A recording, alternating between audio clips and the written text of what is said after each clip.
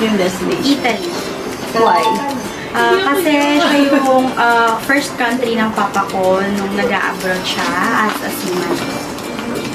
So, dahil nasi-share niya sa amin, nasi-share niya yung mga pictures, mga destinations niya. So, kaya ako siya naging first country na gusto kong bisitahin. Yung dream destination ko is Japan. Bakit po? Pangarap ko talaga siya. Pangarap ko makapunta sa Japan kasi favorite ko ang ramen. Ayan lang. Sa akin, Japan, tsaka Germany. Sa weather, tsaka yung mga racetracks.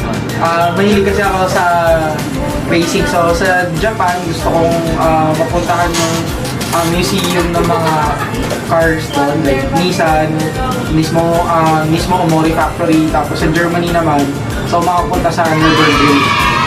So, ang dream destination ko sa pag-private is I think Switzerland or Japan. Bakit po? I think sa Switzerland kasi gusto ko doon yung yung magandang view po ng nature. And then sa Japan naman po is to explore the culture. Dream country ko po is Maldives. Ewan po, pero based po sa narinig ko, parang malapit na daw po siyang lumubog. My dream destination is France. Why? Gusto ko maging model.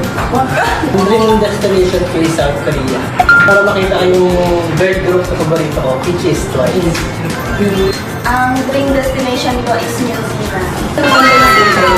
Tsaka nakaka-relax. Yung dream destination ko po is Taiwan. Para kung mas malapit lang din uwian. Ang dream destination ko ay Japan. Gusto ko yung serenity and peace ng bansa. Feeling ko relaxing. Russia po. Wala lang po. Gusto ko lang po makita yung Russia. Siguro yung dream destination ko is Spain. Kasi para sa akin, siya, yung magandang lugar talaga. Then isa sa mga gusto ko rin mapuntahan yung Eiffel Tower.